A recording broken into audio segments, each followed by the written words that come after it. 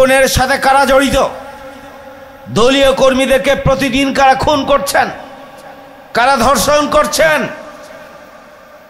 কারা চাঁদাবাজি করছেন, কারা টেন্ডারবাজি করছেন,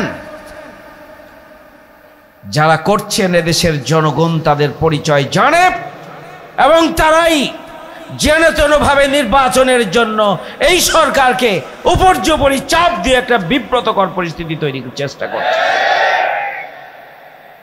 এদেশের জনগণ জানে, এদেশের জনগণের কাছে পরিষ্কার, খুন, সন্ত্রাস, চাঁদাবাজি, টেন্ডারবাজি, ছিনতাই, ধর্ষণ, এই অপকর্মগুলোর মাধ্যমে দেশের পরিস্থিতিকে, আইন শৃঙ্খলা পরিস্থিতিকে এমন একটা জায়গায় নিয়ে যেতে চাই, তাদের বক্তব্যের মধ্যে এটি পরিষ্কার যে যদি জনগণের সরকার নির্বাচিত হয় তাহলে এই পরিস্থিতির পরিবর্তন চলে আসবে। তাহলে কি আপনারা অবিলম্বে নির্বাচনের জন্যই, যেনতেনভাবে একটি নির্বাচনের জন্য সরকারকে চাপ দেওয়ার জন্যই গোটা বাংলাদেশে এই ধরনের একটা অস্বস্তিকর পরিস্থিতি তৈরি করে রাখছে? এটি স্বাভাবিকভাবে প্রশ্ন জাগে। এদেশের জনগণ বোকা নয়, এদেশের ছাত্র এবং যুব সমাজও বোকা নয়। 24-এর পূর্ব এদেশের জনগণের যে সচেতনতা, যে জাগরণ, 24 পরবর্তী সচেতনতা এবং জাগরণের সাথে 24-এর পূর্বের তুলনা করলে লাভ হবে না। যেনতেনভাবে ক্ষমতায় গিয়ে আবারও বাংলাদেশে ফ্যাসিবাদের পদধ্বনি নতুন মাত্রায় শুরু করবেন, এদেশের জনগণ তা হতে দেবে না। কথায় কথায় একটা রাজনৈতিক দল নিজেদেরকে বড় দল হিসাবে দাবি করেন। 20 বছর তরুণ প্রজন্ম ভোট দিতে পারেনি, যাদের বয়স 20 থেকে 35 বছর পর্যন্ত, তারা ভোট দিতে পারে নাই। তাদের টোটাল জনগণের 35% হচ্ছে তাদের সংখ্যা। সুতরাং এই তরুণ, যুবক এবং এই ছাত্র যারা নতুন বাংলাদেশ এনে দিয়েছে, আগামী দিনে এই নতুন বাংলাদেশে তারা যে ভোট দেওয়ার সুযোগ পাবে, তাদের ভোট কোথায় গিয়ে পড়বে তার উপরই নির্ভর করবে আগামী দিনে কারা বড় দল আর কারা ছোট দল। 20 বছর তো বাংলাদেশে কোনো নির্বাচন হয়নি, তরুণ প্রজন্ম ভোট দেওয়ার সুযোগ পায়নি। তাদের পরিমাণ 3 ভাগের 1 ভাগ, 35% তরুণ ভোট। এই তরুণ ভোটাররা আগামী দিনে কোনো সন্ত্রাসী, চাঁদাবাজ, দুর্নীতিবাজ, ধর্ষক এবং টেন্ডারবাজদেরকে আগামী দিনে তারা ভোট দেবে না, এটি পরিষ্কার। সুতরাং জাতীয় সংসদ নির্বাচন, আমরা এমন নির্বাচন চাই যেখানে জনমতের যথাযথ প্রতিফলন হবে, সুষ্ঠু, গ্রহণযোগ্য, ক্রেডিবল, ফেয়ার ইলেকশনের জন্য জামায়াত ইসলামী বাংলাদেশের পক্ষ থেকে বারবার বলা হচ্ছে, এটি যদি করতে হয় অবশ্যই নির্বাচন ব্যবস্থা সংস্কার করতে হবে, অবশ্যই রাষ্ট্র সংস্কার করতে হবে। নির্বাচন ব্যবস্থা এবং রাষ্ট্র সংস্কার ছাড়া যেনতেনভাবে কোনো নির্বাচন এদেশের শহীদ পরিবার চায় না, এদেশের আহতরা চায় না, এদেশের 18 কোটি মানুষ চায় না। কারা চায়? ক্ষমতায় যাওয়ার জন্য যেনতেনভাবে কারা যেতে চায়, এদেশের জনগণ তাদেরকে পছন্দ করছে না। আমরা যারা রাজনীতি করি, জনগণের পালস বুঝতে হবে। জনগণ কি চাই, কিভাবে চাই, কতটুকু চাই, সেটি উপলব্ধি করেই আপনাকে নতুন মাত্রায়, নতুনভাবে জনগণের আকাঙ্ক্ষাকে সামনে রেখে 24-এর জুলাই অভ্যুত্থানের চেতনাকে ধারণ করেই বাংলাদেশে রাজনীতি করতে হবে। ওই যেনতেনভাবে জনগণকে প্রতারিত করে আগামী দিনে ক্ষমতায় কেউ যেতে পারবেন না। সংগ্রামী ভাই বন্ধুগণ, জামাত ইসলামী বাংলাদেশ এই জন্য দাবি করে আসছে, লেভেল প্লেইং ফিল্ড নিশ্চিত করতে হবে। আইন শৃঙ্খলা বাহিনীকে সমানভাবে ভূমিকা পালন করতে হবে। কোনো দলকে বিশেষভাবে সুযোগ দেওয়ার প্রবণতা বন্ধ করতে হবে। ডিএমপি কমিশনার সাহেব, আপনি বলেছেন 9 তারিখে মিডফোর্ড হসপিটালের যে নৃশংস হত্যাকাণ্ড সংঘটিত হয়েছে সেটিকে ভিন্ন খাতে প্রবাহিত করার জন্য আপনি বলেছেন যে এটা ব্যবসায়িক দ্বন্দ্বে নিহত হয়েছে। মিথ্যা কথা, এটি অগ্রহণযোগ্য। পরিবারের সদস্যদের পক্ষ থেকে পরিষ্কারভাবে বলা হয়েছে প্রতি মাসে 2 লক্ষ করে টাকা চাঁদা দেওয়ার জন্য দাবি জানানো হয়েছে সোহাগের কাছ থেকে, কিন্তু তিনি দিতে রাজি হন নাই, যার কারণে তাকে ধরে নিয়ে গিয়ে নির্যাতন চালিয়ে শেষে পৈশাচিক কায়দায় তাকে হত্যা করা হয়েছে। পরিবারের সদস্যদের বক্তব্য, যেখানে পরিবারের সদস্যরা এই বক্তব্য দিচ্ছেন, সেখানে ডিএমপি কমিশনার সাহেব কাদেরকে খুশি করার জন্য এই বক্তব্য দিচ্ছেন জানি না। পরিবারের সদস্যরা দাবি করেছে পরিবারের পক্ষ থেকে যে মামলা করা হয়েছে সেই মামলার 3 জনের নাম কাটিয়ে দিয়ে নতুন 3 জনকে ঢুকানো হচ্ছে। পরিবারের সদস্যরা পরিষ্কার বলেছে নতুন যাদেরকে ঢুকানো হচ্ছে মামলার তালিকায় এরা এই ঘটনার সাথে জড়িত নয়। যাদের নাম এখানে ছিল তাদের নাম পুনঃস্থাপনের জন্য পরিবার দাবি জানিয়েছে। সংগ্রামী ভাই বন্ধুগণ, সুতরাং আমরা লেভেল প্লেইং ফিল্ডের যে দাবি করছি, পুলিশ প্রশাসন কাদেরকে খুশি করার জন্য ভূমিকা পালন করছেন। আজকে দুর্ভাগ্যজনক হলো সত্য যে আজকের থানা, ডিসি অফিস, এসপি অফিস থেকে শুরু করে এই সমস্ত অফিসগুলো একটা রাজনৈতিক দলের অফিসে পরিণত হয়েছে। এটি কোনোভাবেই লেভেল প্লেইং ফিল্ডের এটা সিচুয়েশন নয়, পরিবেশ নয়। আমরা বলছি নির্বাচন কমিশনকে নিরপেক্ষ হতে হবে। নির্বাচন কমিশনকে নিরপেক্ষভাবে ভূমিকা পালন করতে হবে।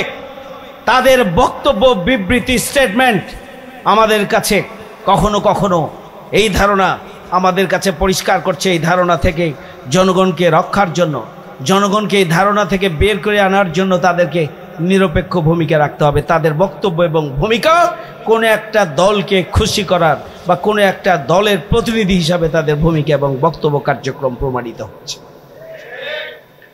এদেশের জনগণ এটি মেনে নেবে না। এই জন্য আমরা বলেছি লেভেল প্লেইং ফিল্ড নিশ্চিত করতে হবে।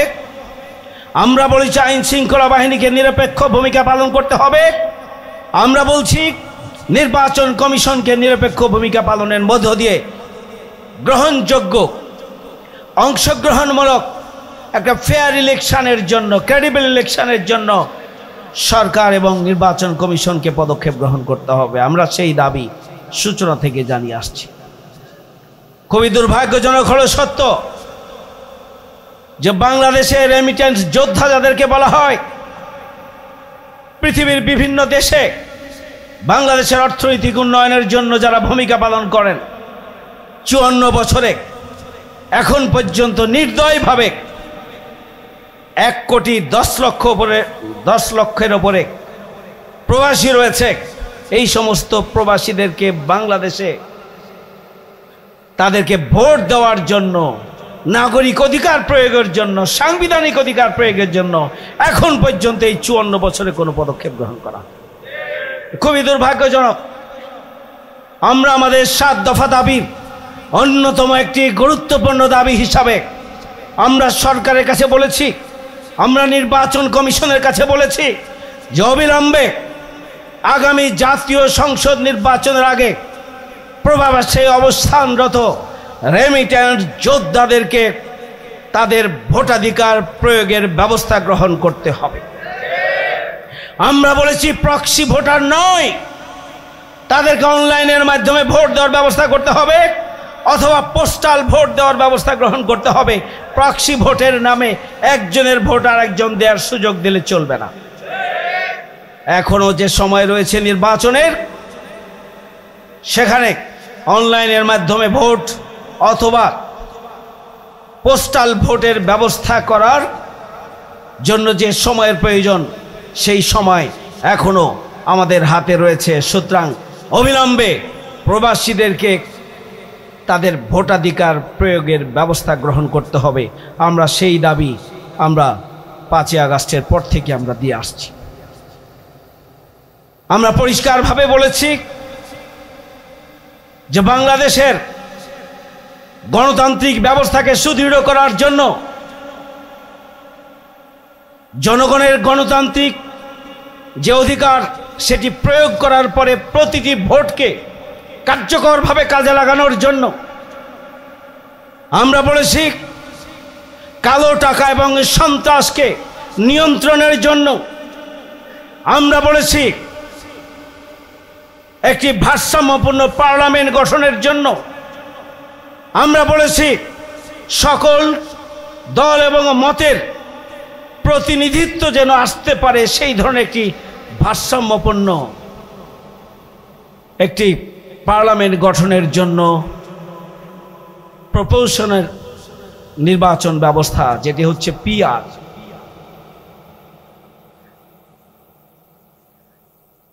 তাহলে প্রপোর্শনাল রিপ্রেজেন্টেশনের মাধ্যমে অর্থাৎ পিআর পদ্ধতির মাধ্যমে নির্বাচনের জন্য আমরা দাবি জানিয়ে আসছি। যারা কালো টাকায় বিশ্বাস করেন, যারা সন্ত্রাসী কায়দায় ভোট সেন্টার দখল করার প্রতিযোগিতা করেন, যারা যেনতেনভাবে ক্ষমতায় যেতে চান, তারাই মূলত পিআর পদ্ধতির মাধ্যমে নির্বাচন চান না। তারা প্রচলিত পদ্ধতির নির্বাচন চায়, যাতে করে কালো টাকা সন্ত্রাসী মালিক যারা গডফাদার, তাদেরকে বিভিন্ন নির্বাচনী এলাকার দায়িত্ব দিয়ে যাতে করে তারা নির্বাচনে জোর করে ভোটের ফলাফল নিজের পক্ষে নিয়ে আসতে পারে। এই জন্যই তারা প্রচলিত পদ্ধতিতে নির্বাচন চায়।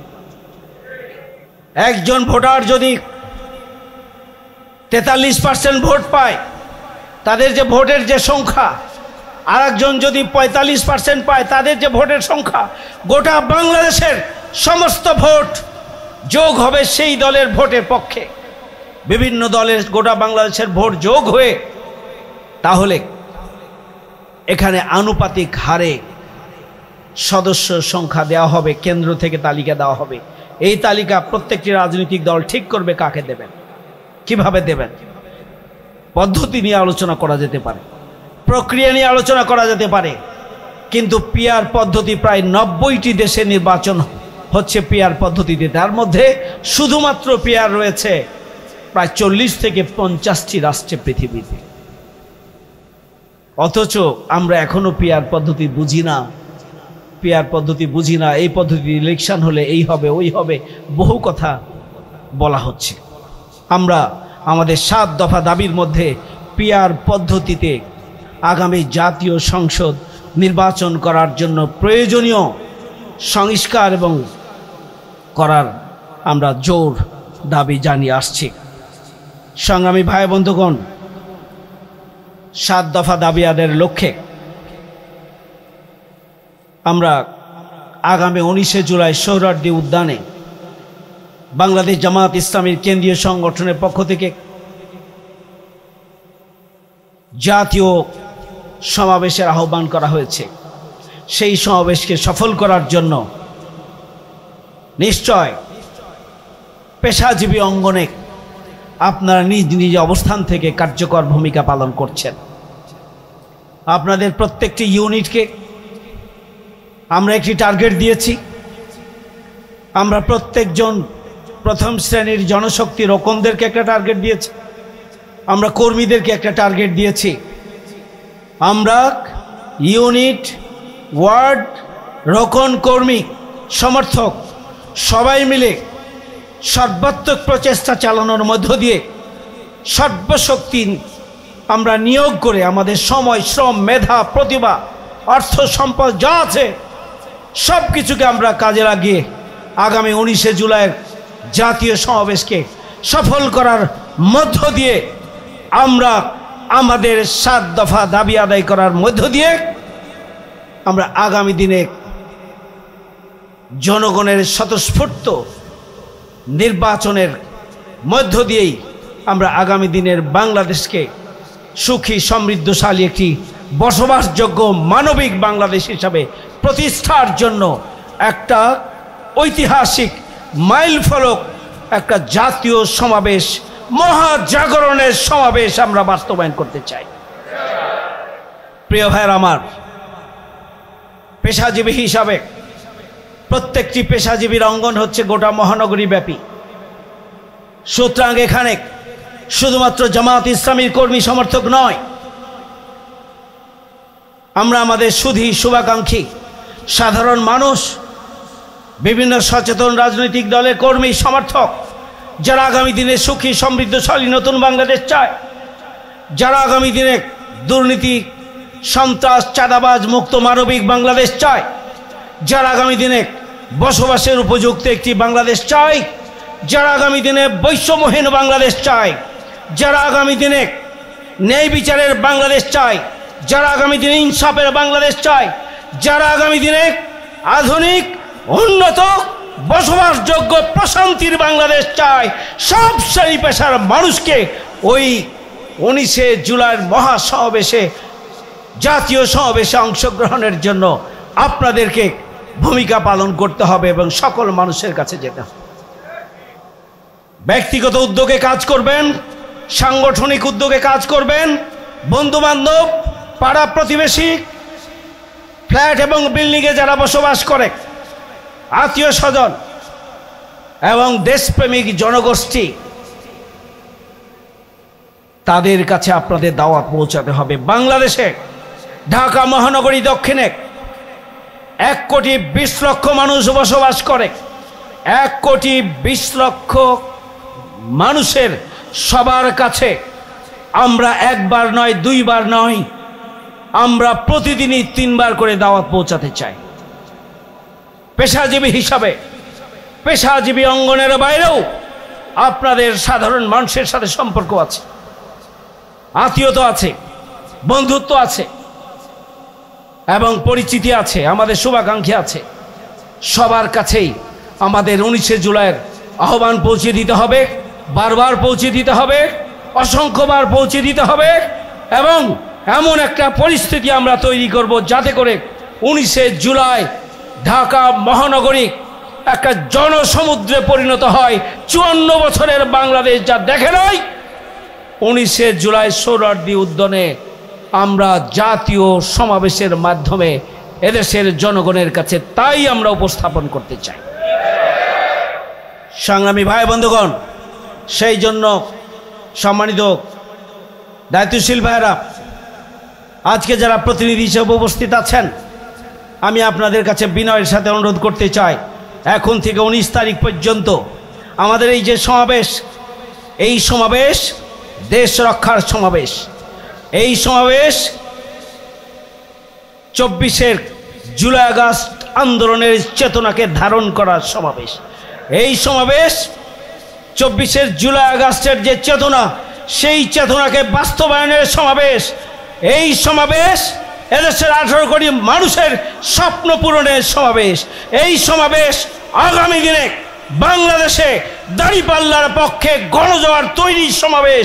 এই সমাবেশ আগামী দিনে বাংলাদেশ তার পথ কোন দিকে হবে, বাংলাদেশের জনগণ কোন দিকে অগ্রসর হবে, বাংলাদেশের 18 কোটি মানুষ আগামী দিনে কাদেরকে বেছে নেবে দেশ এবং জাতিকে পরিচালনার জন্য, কাদের হাতে রাষ্ট্র ক্ষমতা দেবে, সেটি নির্ণয় করার জন্য একটা মাইল ফলক সমাবেশ হবে 19শে জুলাই সোহরাওয়ার্দী উদ্যানে ইনশাআল্লাহ।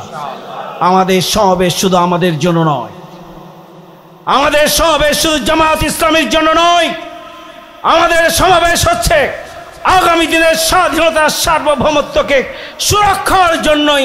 জামাত ইসলামী বাংলাদেশ একটা শক্তি, সেই শক্তি হিসাবে আবির্ভূত হওয়ার মধ্য দিয়ে আগামী দিনের বাংলাদেশ বিনির্মাণের মধ্য দিয়ে সুখী সমৃদ্ধশালী বসবাসযোগ্য বাংলাদেশ গড়ে তোলার জন্যই আমাদের 19শে জুলাইয়ের জাতীয় সমাবেশ। সুতরাং এইটি আমাদের জনগণকে বুঝাতে হবে এবং আগামী দিনে একটি নতুন বাংলাদেশ বিনির্মাণের লক্ষ্যে বাংলাদেশ জামাত ইসলামী কাজ করছে এবং বাংলাদেশ জামাত ইসলামীর সেই লক্ষ্য পূরণের জন্য এই সমাবেশকে একটা ঐতিহাসিক গণজাগরণ তৈরির মাধ্যম হিসাবে আমরা গ্রহণ করে নিব এবং তার ঢেউ গোটা বাংলাদেশে ছড়িয়ে পড়বে ইনশাআল্লাহ। প্রিয় ভাইয়ের আমার, শেষ কথা বলতে চাই যে আসুন আজকে থেকে নিয়ে আমাদের ব্যবসায়িক কার্যক্রম একদম যতটুকু না করলে নয়, আমাদের চাকরির দায়িত্ব যতটুকু রয়েছে ঠিক ততটুকু আমরা যতটুকু সম্ভব পালন না করলে নয়, সেগুলো করে আমরা আমাদের ব্যক্তিগত পারিবারিক সামগ্রিক কার্যক্রমকে আমরা কমিয়ে এনে আমাদের 19শে জুলাইয়ের জাতীয় সমাবেশ বাস্তবায়নের জন্য আমাদের সময়, শ্রম, মেধা, প্রতিভাকে আমরা কাজে লাগাবো। আমরা সোচ্চার থাকব, আমরা অনলাইনে সোচ্চার থাকব, সোশ্যাল মিডিয়ায় সোচ্চার থাকব, আমরা ফোনের মাধ্যমে ভূমিকা রাখব, আমরা সরাসরি প্রতিদিনই মাঠে নেমে লিফলেট বিতরণের মাধ্যমে আমরা জনগণের কাছে পৌঁছে দেব, পেশাজীবীদের কাছে আমরা পৌঁছে দেব।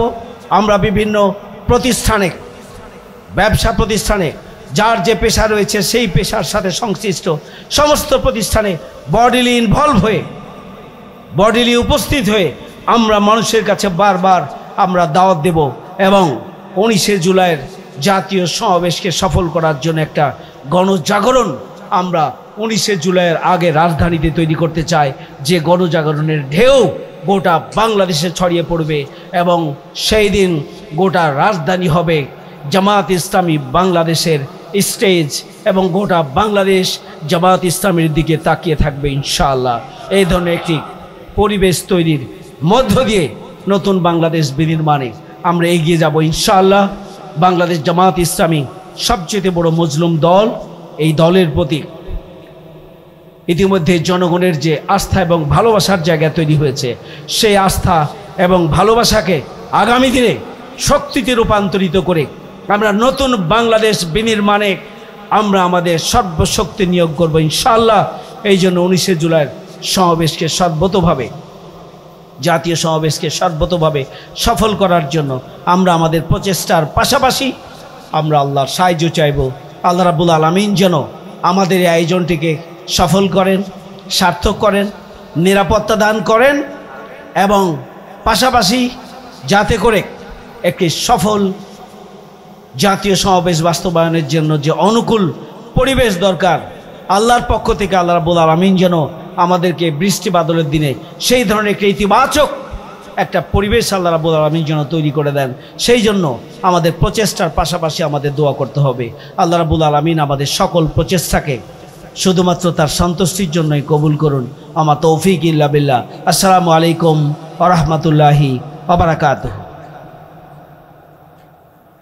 ইসলামী ঢাকা মহানগরী দক্ষিণের পেশাজীবী বিভাগ সমূহের উদ্যোগে আয়োজিত আজকের এই প্রতিনিধি সম্মেলনের সম্মানিত সভাপতি, বাংলাদেশ জামাত ইসলামী কেন্দ্রীয় কর্মপরিষদের অন্যতম সদস্য, ঢাকা মহানগরী দক্ষিণের সংগ্রামী সেক্রেটারি এবং কেন্দ্রীয় বাংলাদেশ ইসলামী ছাত্র শিবিরের সাবেক কেন্দ্রীয় সভাপতি প্রিয় ডক্টর শফিকুল ইসলাম মাসুদ, প্রোগ্রামের সম্মানিত প্রধান অতিথি বাংলাদেশ জামাত ইসলামী সম্মানিত সেক্রেটারি জেনারেল, সাবেক এমপি, সংগ্রামী জননেতা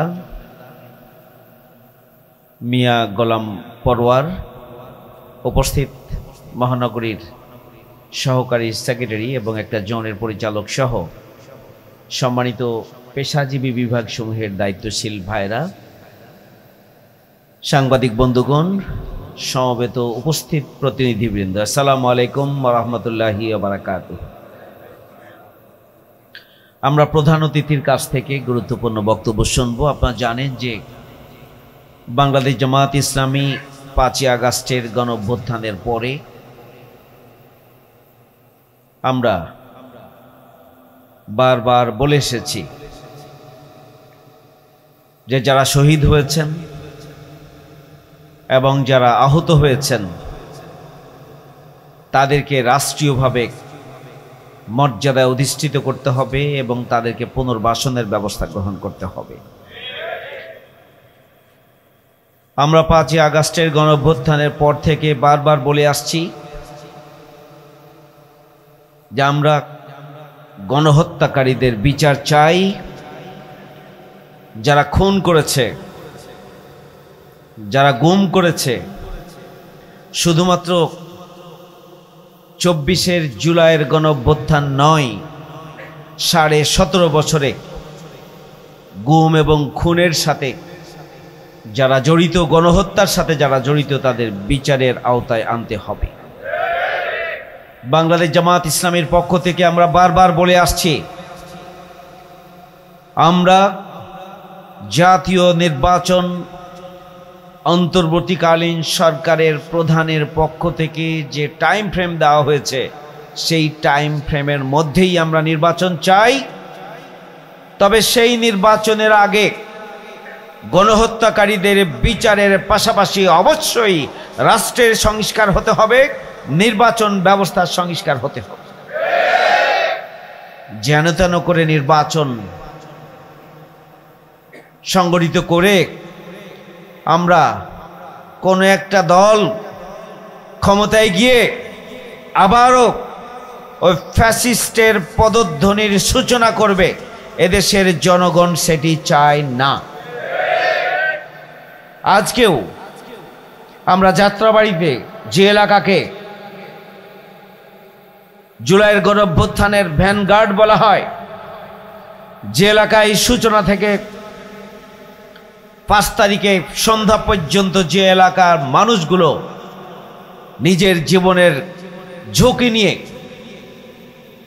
যারা রাজপথে অবস্থান করেছিলেন এবং সবচেয়ে বেশি শাহাদাত বরণ করেছে যাত্রাবাড়ি এলাকার মানুষগুলো, সেই যাত্রাবাড়ি এলাকার শহীদ পরিবার এবং আহতদের সাথে আজকে আমাদের মত বিনিময় অনুষ্ঠান ছিল। সেখানে তারা পরিষ্কার বলেছে যে আমাদের সন্তানদের ওপরে যারা, আমাদের পরিবারের সদস্যদেরকে যারা খুন করেছে তাদের বিচারের আগে নির্বাচন হতে দেওয়া হবে না, এটা তাদের বক্তব্য। তাদের পরিষ্কার কথা, যেন তেনভাবে নির্বাচনের মাধ্যমে আবারও ফ্যাসিবাদের পদধ্বনি শোনা যাবে, সংস্কার ছাড়া কোন নির্বাচন বাংলাদেশে হবে না, এটা তাদের বক্তব্য। আমরা আলামত ভালো দেখছি না। 5ই আগস্টের পরে